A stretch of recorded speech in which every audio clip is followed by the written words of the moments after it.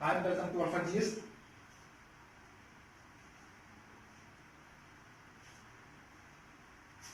लगभग सारे स्टूडेंट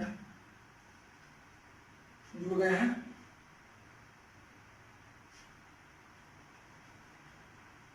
जो बाकी हैं वो धीरे धीरे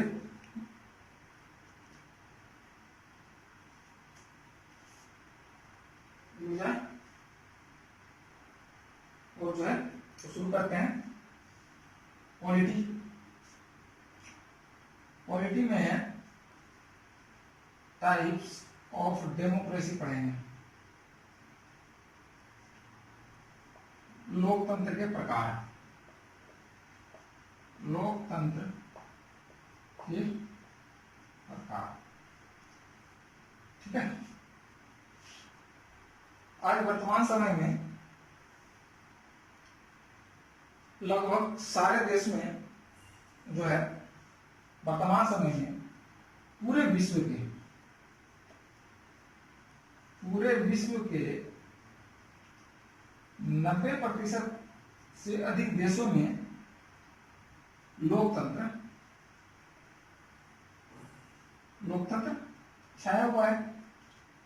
कुछ देशों में अभी भी राजतंत्र है, कहीं कहीं डिक्टेटरशिप है, साम्यवादी कम्युनिस्ट है, साम्यवादी है। यह भी एक लोकतंत्र का ही प्रकार है।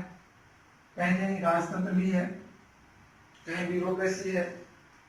तो वो 10% में, बाकी पूरे देश विश्व में लगभग 90% देशों में डेमोक्रेसी छाया हुआ है। तो डेमोक्रेसी का जो सही परिभाषा दिए थे, डेमोक्रेसी का सही परिभाषा जनता के द्वारा जनता के बीच से चुना गया प्रतिनिधित्व ही जनता पर शासन करता है, वह लोकतंत्र कहलाता है, डेमोक्रेसी कहलाता है। ठीक है। इसलिए यह जो इसका जो परिभाषा दिए थे अमेरिकी राष्ट्रपति, अमेरिका के पूर्व राष्ट्रपति अब्राहम लिंकन साहब दिए थे। तो आज इसी डेमोक्रेसी हमारा भारत में भी डेमोक्रेसी है, अमेरिका में भी डेमोक्रेसी है, स्विट्जरलैंड में भी डेमोक्रेसी है, फ्रांस में भी डेमोक्रेसी है, ब्रिटेन में भी डेमोक्रेसी है। लेकिन सबका जो है टाइप अलग अलग है। कहीं राष्ट्रपति का चुनाव सीधे तौर से हो रहा है, यानी डायरेक्ट रूप से हो रहा है, कहीं राष्ट्रपति का चुनाव इनडायरेक्ट रूप से हो रहा है। तो इसी जो है डेमोक्रेसी के टाइप में हम पढ़ेंगे कि किसमें जो है सीधे रूप से होता है, किसमें सीधे रूप से नहीं होता है। तो आज हम पढ़ेंगे टाइप्स ऑफ डेमोक्रेसी। सीधे मुद्दे पर आते हैं। ठीक है।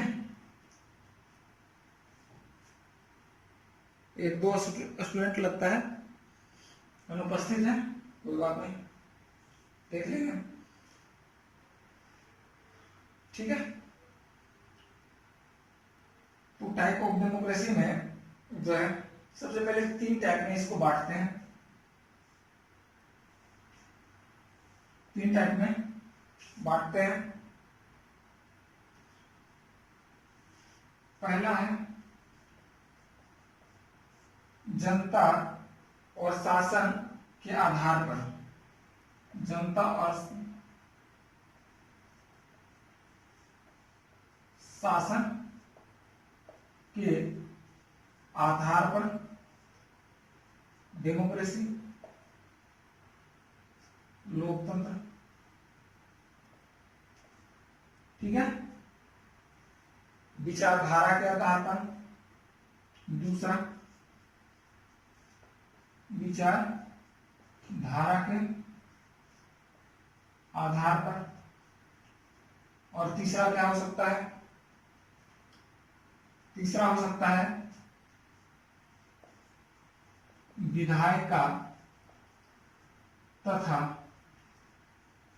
कार्यपालिका के आधार पर लोकतंत्र। ठीक है। लोकतंत्र। राइट। इसके अलावा इसके अलावा अगर बात करते हैं तो हो जाता है राजनीतिक दलों के आधार पर, समझने में आसानी होगा, राजनीतिक दलों के आधार पर लोकतंत्र।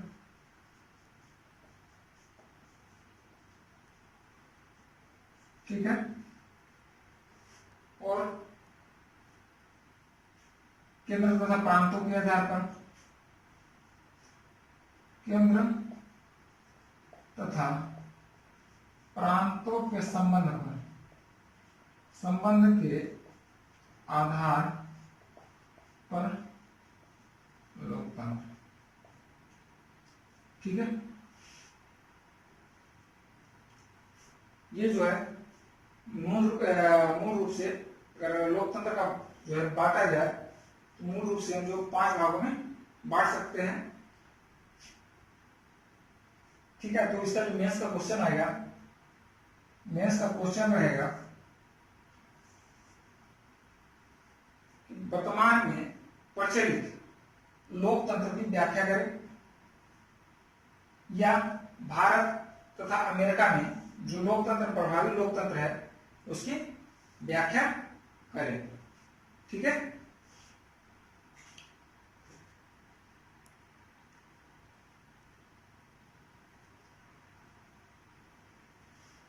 तो पहला जो है कि इसका जो क्वेश्चन का जब पूरा पढ़ लेंगे तो सारा आंसर मिल जाएगा, और प्री के लिए जो है अपने आप क्वेश्चन निकलता चला जाएगा। तो पहला जनता और शासन के आधार पर लोकतंत्र पढ़ेंगे, जनता और शासन के आधार पर लोकतंत्र के प्रकार। ठीक है, इसमें आता है, अगर इसको करें इसमें आता है 2 टाइप का, डायरेक्ट डेमोक्रेसी, इसमें आता है, और इनडायरेक्ट डेमोक्रेसी।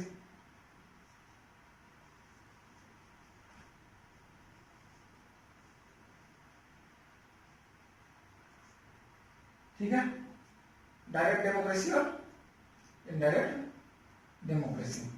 ठीक है, यहां तक कोई दिक्कत?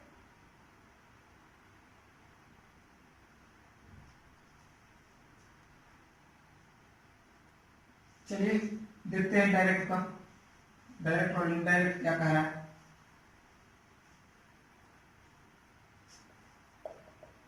डायरेक्ट डेमोक्रेसी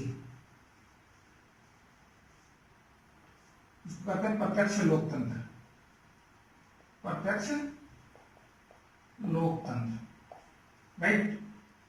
इसमें क्या होता है, प्रत्यक्ष लोकतंत्र में जनता, प्रत्यक्ष लोकतंत्र में जनता सीधे रूप से या डायरेक्ट रूप से जो है शासन की प्रक्रिया में भाग लेता है, डायरेक्ट रूप से शासन में भाग लेता है, यानी सरकार जो है चलाने में डायरेक्ट रूप से इन्वॉल्व होता है, किसी संविधान को बदलाव करने में या जो भी है संशोधन करने में अपना भाग लेता है। प्राचीन में जो था, प्राचीन यूनानी में डायरेक्ट लोकतंत्र था, डायरेक्ट डेमोक्रेसी था। अब डायरेक्ट डेमोक्रेसी क्या होता है, डायरेक्ट में होता है कि जैसे कोई चीज है डायरेक्ट, जैसे छोटा तौर पे अगर पंचायत है तो पंचायत के सारे लोग डायरेक्ट रूप से इन्वॉल्व होते हैं, बस उसी रूप से इसमें डायरेक्ट डेमोक्रेसी में वही होता है। क्योंकि डायरेक्ट डेमोक्रेसी में जो होता है जहां बहुत कम जनसंख्या वही डायरेक्ट डेमोक्रेसी अपनाया जा सकता है, न कि मतलब अगर ज्यादा हो तो उसमें डायरेक्ट डेमोक्रेसी नहीं अपनाया जा सकता है। क्यों? क्योंकि जो है सभी जो है लोग एक जगह अगर मान लिया जाए कि 100 लोग हैं तो 100 लोग एक जगह इकट्ठा हो सके किसी चीज का निर्णय ले सकते हैं, लेकिन अगर यही एक अरब हो तो क्या ये सब संभव है? नहीं संभव है। तो ये जो है डायरेक्ट डेमोक्रेसी में ये नहीं बन सकता, यानी कम जनसंख्या का रहेगा तो डायरेक्ट डेमोक्रेसी में लागू हो सकता है। ठीक है, एक चीज और था, इस डायरेक्ट डेमोक्रेसी जो लागू था ईरान में, इसमें दास जो है, दासों को आम नागरिक के रूप में मान्यता नहीं दिया गया था। दासों को पूरा जो है, पूरा जनता जो था, पब्लिक को डेमोक्रेसी में भाग ले सकता था, डायरेक्ट डेमोक्रेसी में भाग ले सकता था। जो भी संशोधन हो या जो भी क्या बोलता है नया कानून बनाना हो, उसमें जनता भाग ले सकता। लेकिन जनता में अगर ये दास का बात हो तो दास जो है आम आदमी के जो है आम नागरिक के श्रेणी में नहीं रखा गया था। ठीक है, क्योंकि उस समय जो था प्राचीन यूनान में दासों का व्यापार प्रचलित था। ठीक है, लेकिन अभी जो है स्विट्जरलैंड में डायरेक्ट डेमोक्रेसी है। डायरेक्ट डेमोक्रेसी को भी हम दो तरह से बांट सकते हैं, उसका भी थोड़ा सा देख लें। डायरेक्ट डेमोक्रेसी को हम दो भागों में बांट सकते हैं। पहला हो गया पहल, जिसको कहते हैं इनिशिएटिव।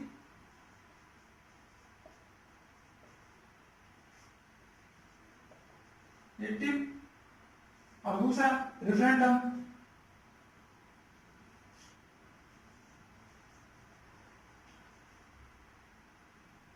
रेफरेंडम जिसको कहते हैं जनमत संग्रह, जनमत संग्रह। ठीक है, इसमें जो होता है कोई भी व्यक्ति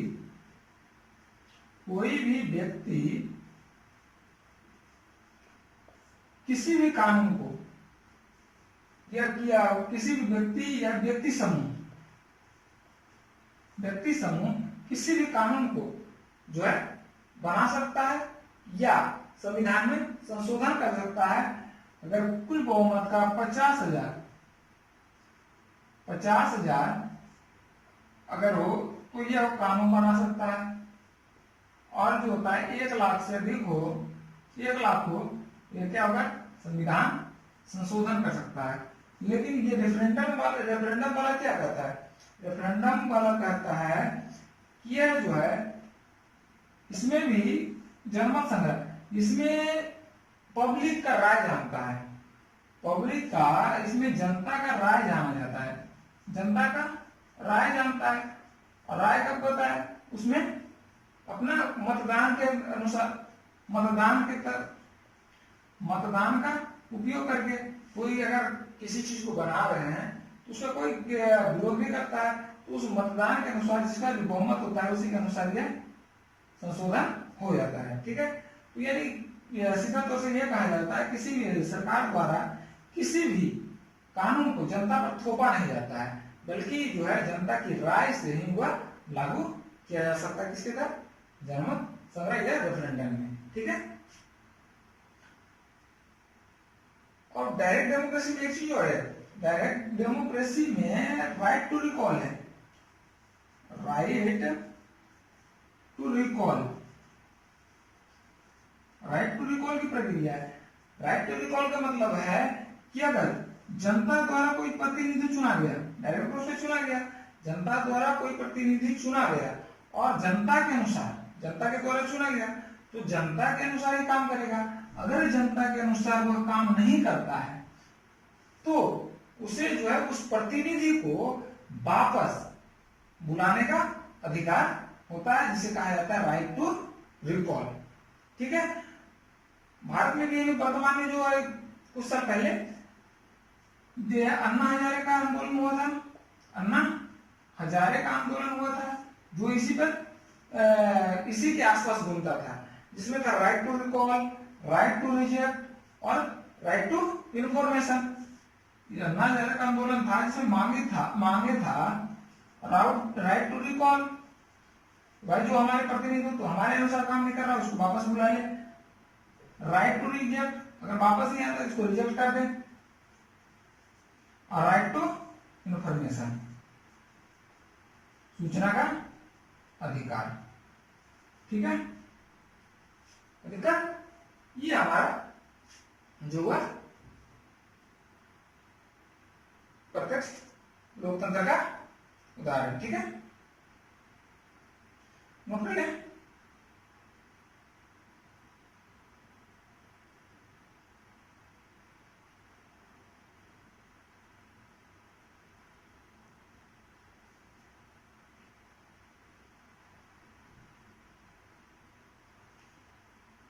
अभी जो प्रत्यक्ष लोकतंत्र को बात करें तो अभी जो वर्तमान में लागू है प्रत्यक्ष लोकतंत्र, वो कहाँ लागू है?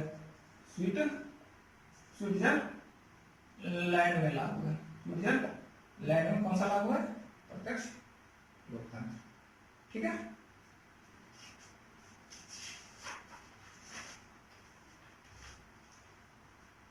उसके बाद हो गया ना?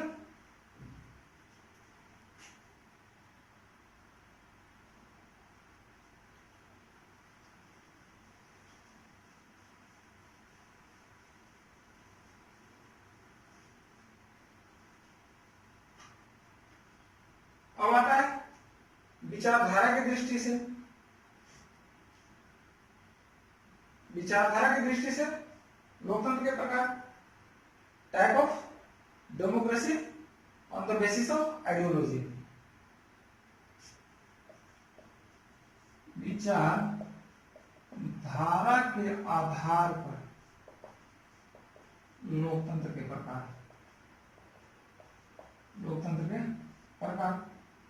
विचारधारा, इसको विचारधारा में कैसे कर सकते हैं? कौन कौन से विचारधारा हो सकता है? विचारधारा कौन कौन से हो सकता है बताएं? पहला उदारवादी, उदार हो सकता है। साम्यवादी, उग्र हो सकता है। और समाजवादी। ठीक है, उदारवादी यह जो लागू है ये कहां? अमेरिका, इटली आदि में लागू है। ऑस्ट्रेलिया, ब्रिटेन आदि में भी लागू है। साम्यवादी जो है पूर्व यूएसएसआर था और वर्तमान चीन में, वर्तमान, और ये कौन सा कहां लागू है? भारत में। राइट, इसको पढ़ेंगे। उदारवादी, इसको नहीं बोला जाता लिबरल, लिबरल डेमोक्रेसी। ठीक है, लिबरल डेमोक्रेसी। तो लिबरल डेमोक्रेसी क्या कहता है? लिबरल डेमोक्रेसी जो है मूलतः उदारवादी चिंतकों के द्वारा इसको जो है व्याख्या की गई है, इसीलिए इसको उदारवादी लोकतंत्र का नाम दिया गया है। इसमें जो होता है, इस विचारधारा में व्यक्तिगत यानी इंडिविजुअल रूप से जो होता है व्यक्ति और जो है व्यक्ति की स्वतंत्रता, व्यक्ति और उसकी स्वतंत्रता का महत्व देता है। इसमें व्यक्ति तथा उसकी स्वतंत्रता का महत्व देता है। एक नंबर का क्वेश्चन बनेगा पीगा, उसकी स्वतंत्रता का महत्व देता है। ठीक है, इसमें क्या होता है?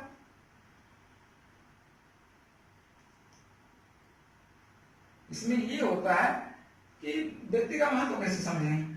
इसमें व्यक्ति का महत्व होता है कि व्यक्ति जो है उदाहरण लोकतंत्र मूल रूप से अगर उसको कहा जाए तो उसको विश्वास होता है कि प्रत्येक व्यक्ति इतना विवेकशील होता है, इतना विवेकशील होता है कि अपना जो प्रतिनिधित्व है, अपना प्रतिनिधित्व या अपने बारे में इतना सोच सकता है कि हमारे लिए उपयुक्त या सही कौन हो सकता है, या उसके आधार पर जो है अपना सर्वश्रेष्ठ निर्णय ले सकता है।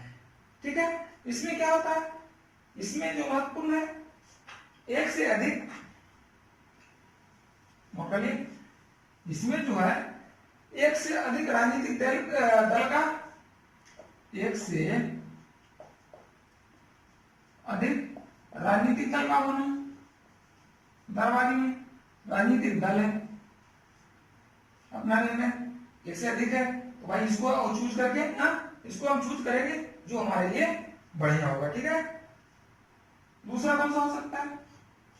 वयस्क मताधिकार, वयस्क मताधिकार, ठीक है। तीसरा, निश्चित समयांतराल के बाद, निश्चित समयांतराल के बाद निष्पक्ष चुनाव, राइट। या राजनीतिक पदों पर जो है योग्यता के अनुसार नियुक्ति, योग्यता के अनुसार नियुक्ति, ये जो है हमारा उदारवादी लोकतंत्र कहता है, ठीक है। और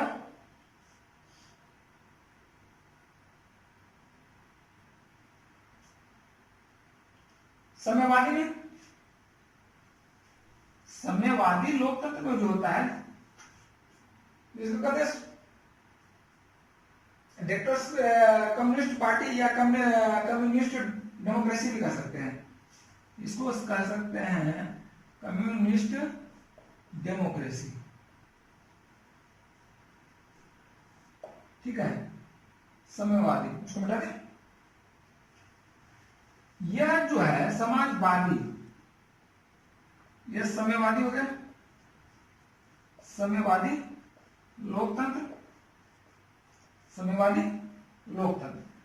साम्यवादी लोकतंत्र जो होता है यह समाजवादी लोकतंत्र का ही एक प्रकार है, लेकिन थोड़ा सा इसमें अलग है।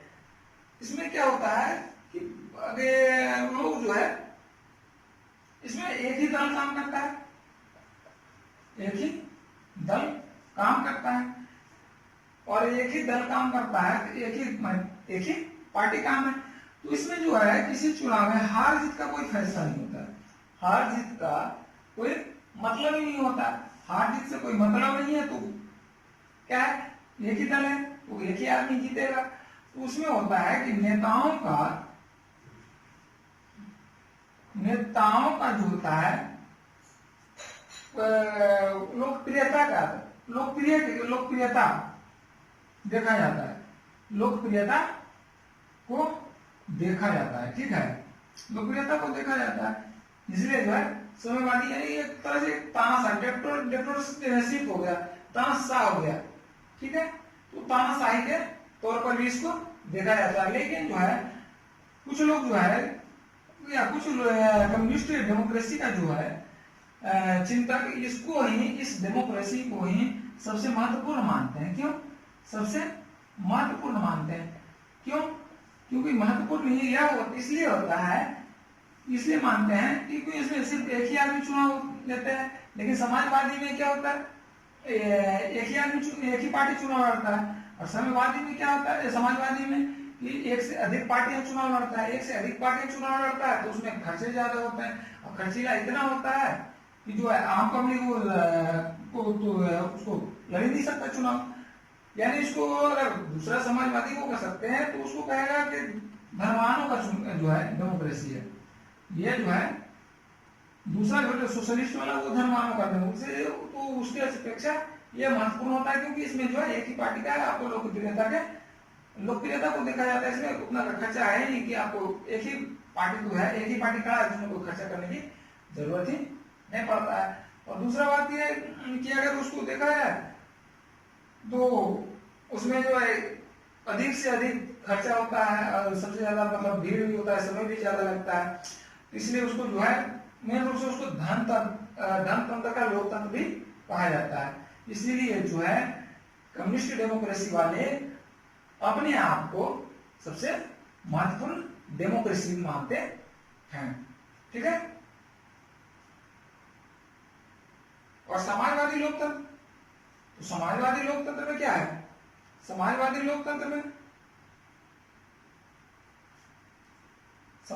लोकतंत्र जो है यह क्या करता है,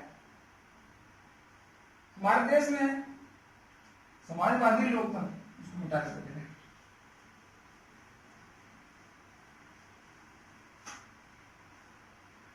समाजवादी लोकतंत्र,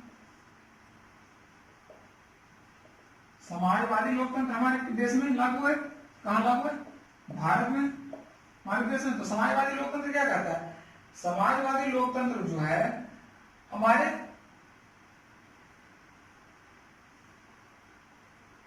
जो है लोक कल्याण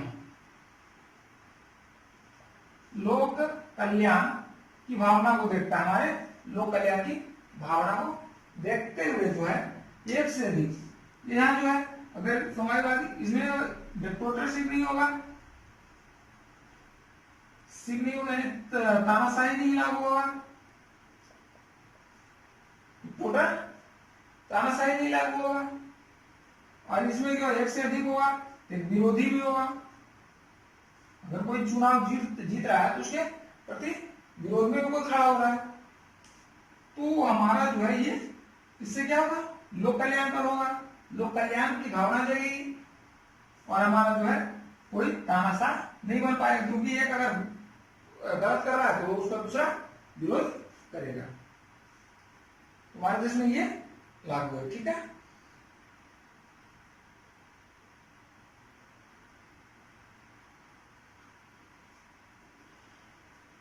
समझ में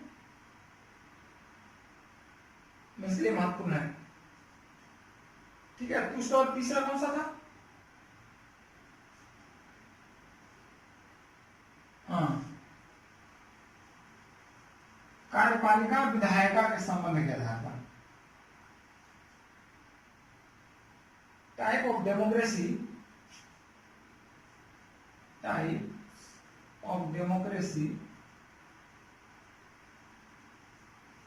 types of democracy on the basis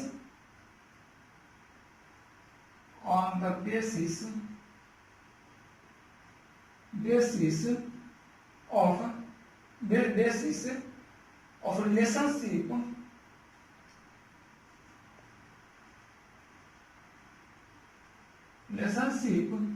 between executive and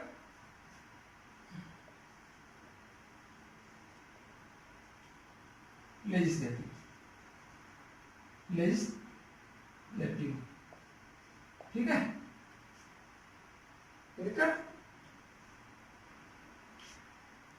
अब कार्यपालिका और लेजिस्लेचर कर दो,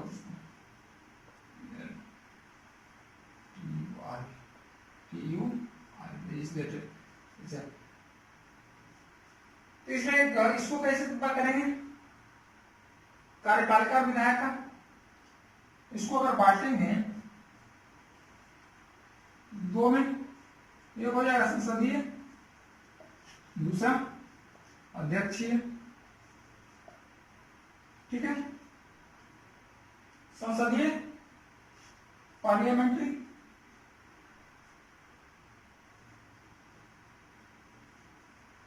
डेमोक्रेसी, और presidential democracy, right? Presidential democracy. अब पार्लियामेंट्री में क्या करेंगे? पार्लियामेंट्री डेमोक्रेसी में जो होता है, कार्यपालिका विधायिका से अलग नहीं होता है, कार्यपालिका विधायिका से स्वतंत्र नहीं होता है, बल्कि विधायिका में जिस दल का बहुमत होता है, जिस दल का बहुमत होता है, उसी दल के एक समूह को मंत्रिपरिषद दिया जाता है, या मंत्रिपरिषद के रूप में कार्यपालिका का भार दिया जाता है। ठीक है, यह जो इसमें जो होता है, जो चुनाव, सिंपल सी बात है, जो इंडिया में जैसे हो रहा वो हमारा क्या है? पार्लियामेंट्री की तरह है, पार्लियामेंट्री डेमोक्रेसी का उदाहरण है। इसमें जो होता है मंत्रिपरिषद बना जो बहुमत दल का। दूसरा इसका क्या हो जाएगा, इसमें जो होता है राज्याधीश, राजा, उसको कहते हैं राष्ट्रपति, राज्याध्यक्ष। राष्ट्रपति जो होते हैं नाम मात्र का जो है, नाम मात्र का पावर होता है इसके पास, नाम मात्र का अध्यक्ष होता है या नाम मात्र का राजा होता है। ठीक है, क्यों? क्योंकि इसका जो राष्ट्रपति को मंत्रिपरिषद के जो है सलाह पर ही काम करता है। राष्ट्रपति बिना मंत्रिपरिषद के सलाह पे कोई काम नहीं कर सकते हैं। तीसरा, इसमें जो होता है 2 सदन होता है, एक होता है निम्न सदन, दूसरा होता है ऊपरी सदन। दूसरा ऊपरी सदन, एक होता है निम्न सदन, दूसरा ऊपरी सदन। निम्न सदन कौन सा होता है, जिसमें सीधे जनता द्वारा चुना जाता है, प्रतिनिधित्व आता है, सीधे जनता द्वारा चुने प्रतिनिधि। ऊपर यानी प्रत्यक्ष रूप से जो चुना जाता है वो निम्न सदन में आता है, जो अप्रत्यक्ष रूप से चुना जाता है वो ऊपरी सदन में आता है। हमारा निम्न सदन कौन सा है, लोकसभा, और ऊपरी सदन राज्यसभा। राज्यसभा का जो सदस्यों का चुनाव कितना होता है, अप्रत्यक्ष रूप से होता है, जबकि लोकसभा के सदस्यों का चुनाव प्रत्यक्ष रूप से सीधे जनता के द्वारा होता है। ठीक है, उसके बाद जो होता है राष्ट्रपति जो होता है पूरे कार्यपालिका में शामिल होता है। हमारा जो सदन बना, संसद बना, किसकी वजह से बना, राष्ट्रपति, विधायिका से शामिल राष्ट्रपति, लोकसभा और राज्यसभा, तीनों मिलकर हमारा संसद बनता है। ठीक है, ये हमारा कौन सा हुआ, पार्लियामेंट्री डेमोक्रेसी का शुरू, राइट। उसके बाद आते presidential, presidential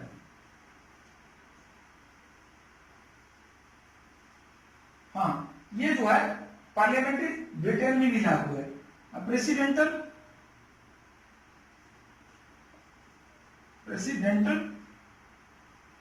democracy, presidential democracy कहां लागू है, अमेरिका में। कहां लागू है, प्रेसिडेंटल डेमोक्रेसी अमेरिका में लागू है। अमेरिका के राष्ट्रपति राज्याध्यक्ष को है, राज्याध्यक्ष। ये जो होता है इसका चुनाव सीधे जनता के द्वारा होता है, सीधे जनता के द्वारा होता है। इसमें ऊपरी सदन और निम्न सदन को नहीं माना जाता है, लेकिन फिर भी यहाँ सदन, अमेरिका में सदन है, दो सदन है। लेकिन जो है यह जो है विधायक, यहाँ के राष्ट्रपति जैसे हमारे देश में नाम मात्र के मतलब राज्याधीश देश है, जबकि ये जो है राष्ट्रपति वास्तविक कार्यपालक है, वास्तविक कार्यपालक है। यह जो है विधायिका के प्रति उत्तरदायी नहीं होता है, उत्तरदायी नहीं होता है। यह किसी भी सदन का सदस्य नहीं होता है, किसी भी सदन का सदस्य नहीं होने के कारण जो है इसको विधायिका से अलग रखा गया है। ठीक है,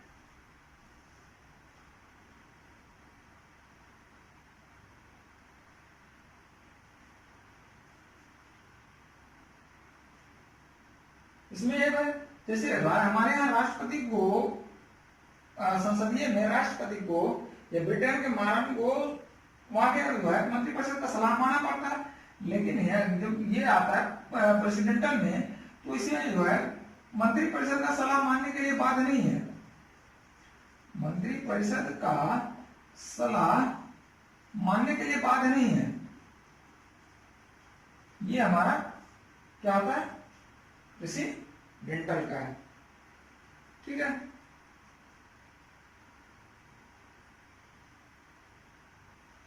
राइट।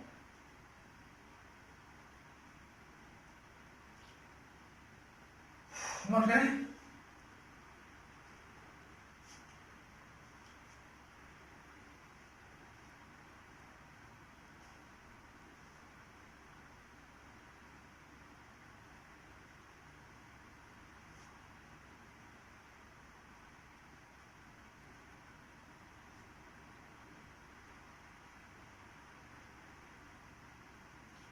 ठीक है, उसके बाद लिखिए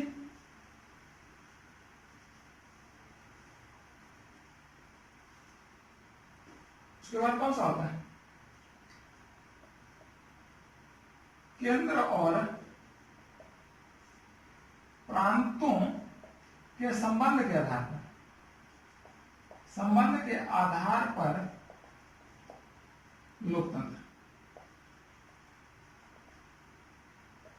ठीक है, इसमें कौन कौन सा हो सकता है? इसको अगर करेंगे तो इसको 3 भागों में बांटेंगे। ठीक है, एक होता है परिसंघात्मक, सबको समझाएंगे।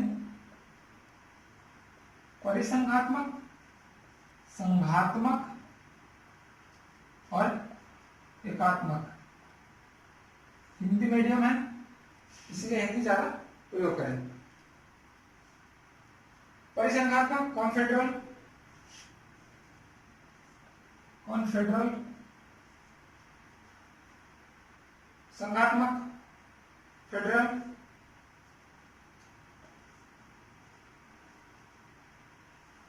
यूनिटरी।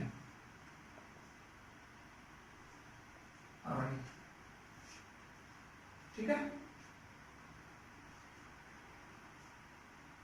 ये पता चल रहा है।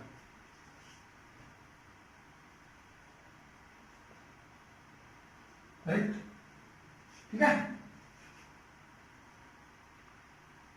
इसके 3 अवस्थाओं को पढ़ेंगे। तो परिसंघ क्या होता है? परिसंघात्मक जो होता है इसमें जो है केंद्र का कोई महत्व नहीं होता है। पहले परिसंघ किसको कहते हैं, इसको हटाइए। छोटे छोटे प्रांत, छोटे छोटे प्रांत जो है अपने स्वतंत्र प्रांत मिल करके एक संघ का, परिसंघ का निर्माण करता है, परिसंघ का निर्माण करता है, जो या समझौता करता है जो विदेश नीति, वायु सुरक्षा या संचार आदि का जो है संबंधी निर्णय लेता है या उसको देखता है। ठीक है, इसमें जो होता है छोटे छोटे प्रांत मिला, इसमें छोटे छोटे प्रांत मिलकर जो है बनाया एक परिसंघ, और उसमें जिसमें विदेश नीति देख रहा है और वायु सुरक्षा को देख रहा है, और क्या देख रहा है? विदेश नीति, वायु सुरक्षा, और क्या देखेगा? और संचार को देखेगा। ये 3 चीज तो महत्वपूर्ण है किसी भी केंद्र के लिए। तो ये 3 चीज को देख रहा है, लेकिन इसमें क्या होता है, जो परिसंघ बनाया उसमें जो केंद्र बनाया, केंद्र का कोई महत्व नहीं है, कोई केंद्र का कोई महत्व नहीं है। वो कभी भी टूट सकता है, कभी भी अलग हो सकता है। ठीक है, इसीलिए इसको परिसंघ का नाम दिया गया है। इसको और भी कहा गया है, और भी नाम, अविनाशी राज्यों का। प्रांत अविनाशी है, अविनाशी राज्यों का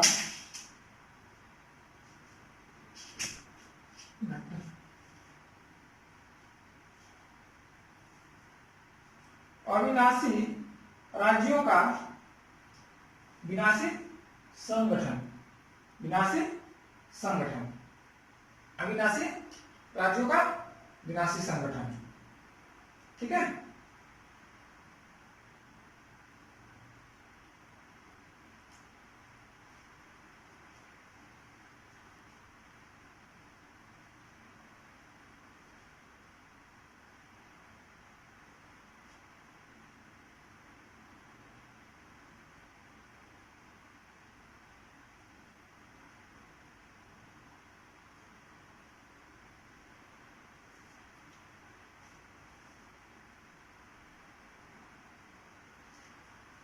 चलिए आगे गया था। उसके बाद इसको क्या कहें, अविनाशी। जैसे इसका कोई उदाहरण, यूएसएसआर का विघटन, यूएसएसआर का विघटन ये बताता था। यूएसएसआर छोटे छोटे प्रांत का मिलकर जो है संयुक्त राज्य बनाया गया था, यूनाइटेड स्टेट ऑफ सोवियत रूस। यूएसएसआर बनाया था, इसका विघटन किया गया और विघटन होने के बाद जो है छोटे छोटे राज्यों में विभक्त हो गया, छोटे छोटे कंट्री में विभक्त हो गया, राइट। उसके बाद आता है संघ, फेडरल। फेडरल सिस्टम में क्या होगा, फेडरल सिस्टम में जो होता है यही छोटे छोटे सेम कंडीशन, छोटे छोटे प्रांत मिलकर के एक संघ का निर्माण करता है, लेकिन उसमें जो होता है संघ का महत्व होता है। जैसे यूएसए अमेरिका, इसमें जो होता है फेडरल में सिस्टम में जो होता है छोटे छोटे जो है प्रांत मिलकर के एक केंद्र बनाइए, वही देख रहा है, सुरक्षा संचार और विदेश नीति को देख रहा है। लेकिन इसमें जो है टूट करके इसका विघटन होकर के केंद्र को विघटन नहीं होगा और इसे टूट करके राज्य अलग नहीं हो सकते, प्रांत अलग नहीं हो सकते, फेडरल में प्रांत अलग नहीं हो सकते। इसीलिए इसको कहा गया है अविनाशी, अविनाशी राज्यों का अविनाशी संघ, अविनाशी संघ। इसमें अविनाशी राज्यों का विनाशी संघ था, ठीक है, यूनिटरी। तीसरा जो है एकात्मक यूनिटरी सिस्टम। इसमें क्या होता है, इसमें जो होता है ऑल इन ऑल, कौन सा होता है, ऑल इन ऑल जो होता है केंद्र होता है, सारी शक्ति जो है केंद्र के पास होता है। यह शक्ति का बंटवारा कौन करता है, केंद्र करता है। वो प्रांत को जो है टुकड़ा भी कर सकता है, प्रांत को अलग भी कर सकता है। ये कौन सा हो गया, यूनिटरी में हो गया। इसको कहा जा सकता है विनाशी राज्यों का अविनाशी संगठन, इसको कह सकते हैं विनाशी राज्यों का अविनाशी संगठन। ये कौन सा है, ये अपना इंडिया है, भारत। क्यों, क्योंकि इसमें कितने राज्य हैं, 28 राज्य हैं, राइट।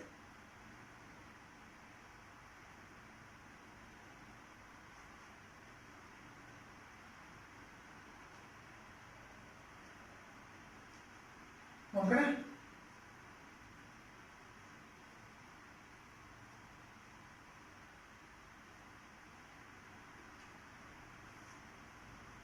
उसके बाद आते हैं आगे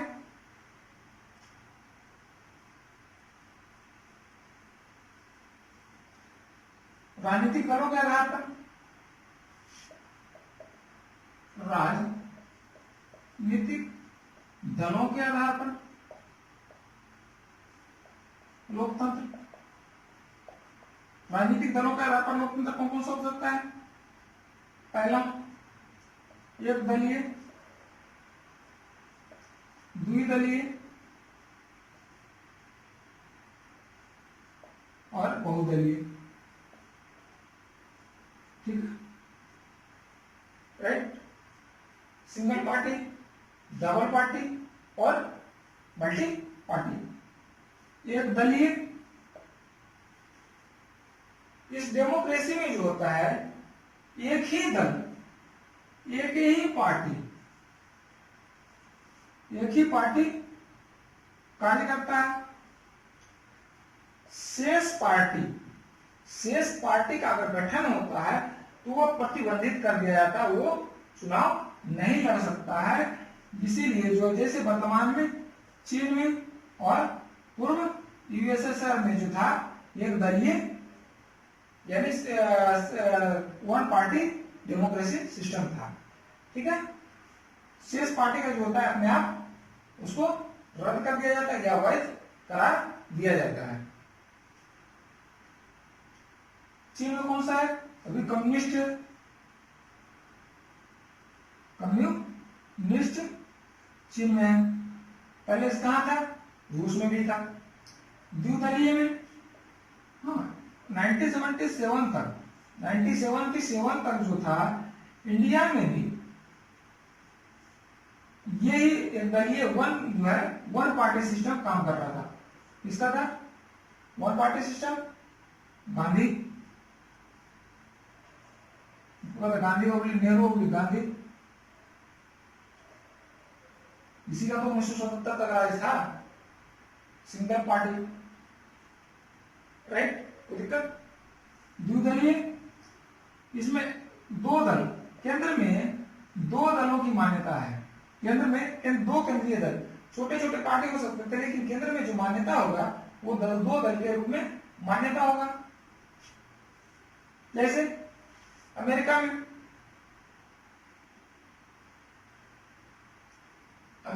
जो है दो दल काम कर रहा है बहुत काल से, डेमोक्रेटिक और रिपब्लिक, डेमोक्रेटिक पार्टी और Republic party, Republic party. Britain में भी उसी तरह से काम कर रहा है, लेबर पार्टी और कंजर्वेटिव पार्टी। ये अमेरिका में काम कर रहा है। ब्रिटेन में कौन सा द्विदलीय काम कर रहा है? लेबर पार्टी और कंजर्वेटिव पार्टी, कंजर्वेटिव पार्टी काम कर रहा है। तो द्विदलीय में दो दल के आधार पर है, दो दलों के प्रधानता होती है, दोनों केंद्र में दो दल की प्रधानता, इसमें केंद्र में एक ही दल की प्रधानता। इसमें जो होता है जन चुनाव हार जीतने का वो मतलब नहीं, इसमें जन नेता का लोकप्रियता के आधार पर है। इसमें दो दल का है, सीधे जनता के चुनाव भी होता है, तो इसमें दो दल के किसी एक दल को मान्यता देगा। बहुदलीय,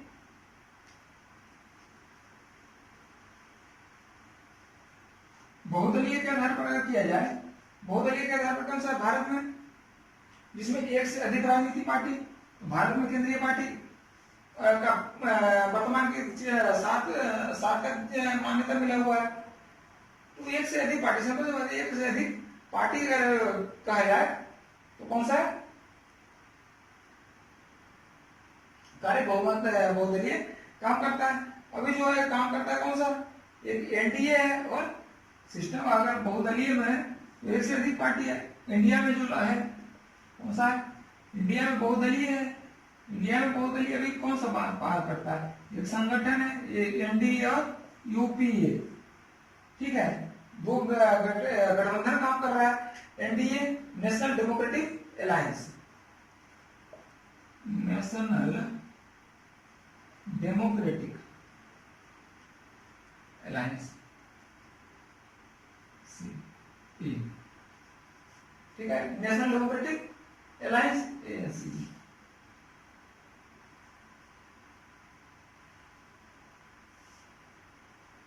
यूपीए, यूपीए भी ये होगा बीजेपी और अदर उसके अदर जो है करने वाले, और ये यूपीए जो होगा United progressive alliance, United progressive,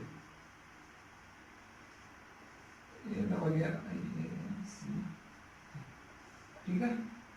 ये हमारा कांग्रेस वाला हो गया, वो हमारा बीजेपी वाला हो गया, ठीक है, राइट।